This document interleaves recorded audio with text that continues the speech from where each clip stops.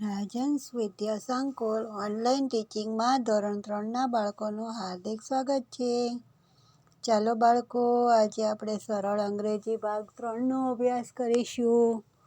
તો દરેક બાળક પોતાનું પાઠ્યપુસ્તક કાઢશે. સરળ અંગ્રેજી ભાગ 3 સાથે પેન્સિલ અને ચેક રબર પણ લઈ લ્યો. Page number 23, unit 13. જો બાળકો, યુનિટ 13માં નંબર્સ એટલે કે સંખ્યાઓ 11 થી 20નો અભ્યાસ કરવાનો છે. તો અંક જુઓ અને શીખો. જો બાળકો, અહીંયા સ્પેલિંગ આપેલા છે 11 થી 20 સુધીના.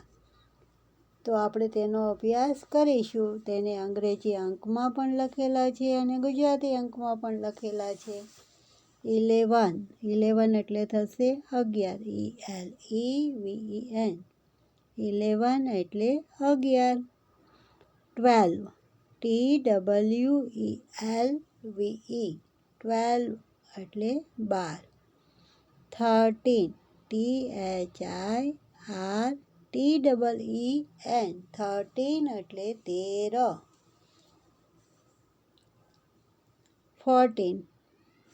14 એટલે 14. જો બાળકો, 14 એટલે થશે 14 અને 14ને શબ્દમાં લખાશે અંકમાં 14.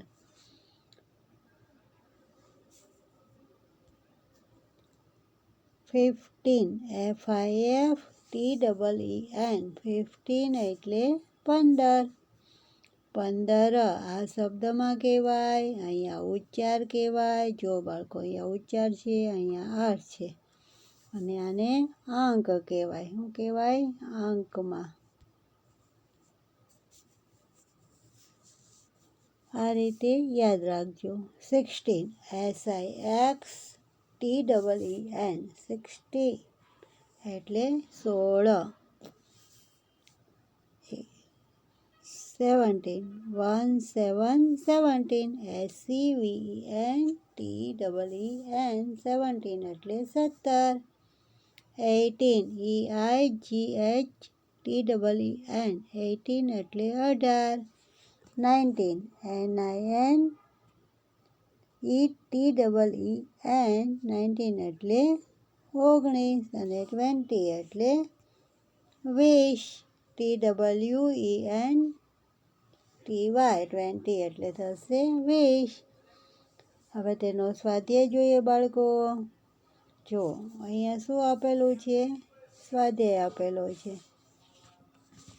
નીચેના સ્પેલિંગોના યોગ્ય ગુજરાતી અર્થની સામે આપેલા ચોરસમાં ખરાની નિશાની કરો.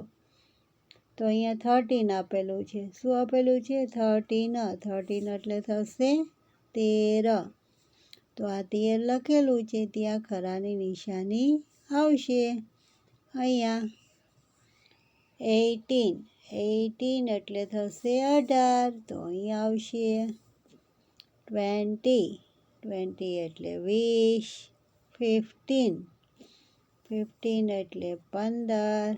આ રીતે તમારે પણ તમારી ચોપડીમાં નિશાની કરવાની છે. સમજાઈ ગયું બાળકો? આગળ જોઈએ એક યુનિટ પ્રશ્ન 2. યોગ્ય જોડકા જોડો.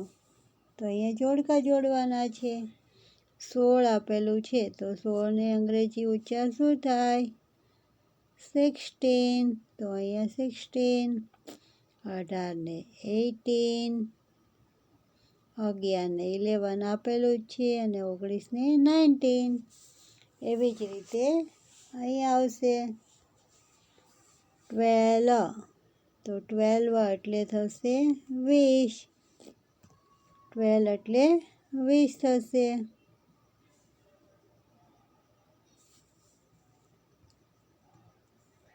12, 20 એટલે અહીંયા બીજા સાથે જોડવાનું. 17 એટલે 17 સાથે. 20 એટલે 20 અને 40 એટલે જોડેલું જ છે. આગળ જોઈએ બાળકો.